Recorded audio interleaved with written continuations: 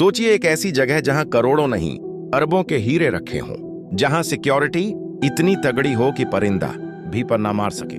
CCTV cameras, motion sensors, heat detectors, vault doors, armed guards. लेकिन फिर भी कुछ लोग आते हैं बिना गोली चलाए, बिना किसी को नुकसान पहुंचाए, इतिहास की सबसे बड़ी डायमंड चोरी करके गायब हो जाते हैं। आज हम बात करेंगे उस चोरी की जिसने पूरी दुनिया को हिला दिया। एंटवर्प डायमंड हाइस्ट, यानी दुनिया की सबसे बड़ी डायमंड चोरी। वीडियो अंत तक देखना, क्योंकि आखिर में जो मास्टरमाइंड पकड़ा गया वो कैसे पकड़ा गया वो सुनकर आप हैरान रह जाओगे। बेल्जियम का एक शहर है एंटवर्प, जिसे कहा जाता है diamond capital of the world. दुनिया के लगभग 80% रफ डायमंड्स यहीं से गुजरते थे। हर दिन अरबों रुपए के हीरों का व्यापार होता था। यहाँ एक बिल्डिंग थी, एंटवर्प डायमंड सेंटर। ये कोई आम बिल्डिंग नहीं थी। इसके अंदर था दुनिया का सबसे सुरक्षित वॉल्ट, 10 लेयर सिक्योरिटी, 24 घंटे guards, infrared sensors, magnetic locks, motion detectors, cameras हर कोने में। लोग कहते थे यहाँ चोरी करना नामुमकिन है, लेकिन कुछ लोग इस नामुमकिन को मुमकिन बनाने वाले थे।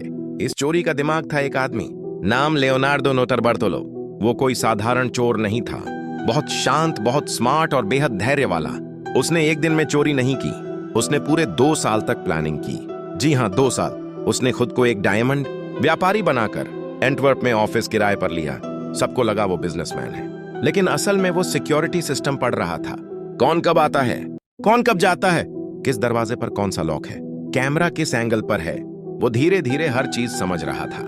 डेट थी फरवरी 2003। वीकेंड का समय चुना गया क्योंकि ऑफिस बंद थे।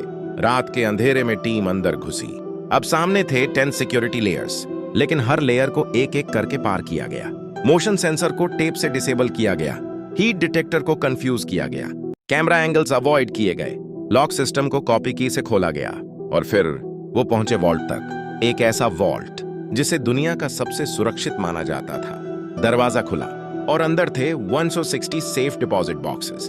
उन्होंने 100 से ज्यादा बॉक्सेस तोड़ दिए। हीरे, सोना, नकदी, ज्वेलरी, सब कुछ बैग में भर लिया। एस्टिमेटेड वैल्यू 100 मिलियन प्लस, यानी आज के हिसाब से 800 करोड़ रुपए से ज्यादा। और सबसे शॉकिंग बात, किसी को भनक तक नहीं लगी।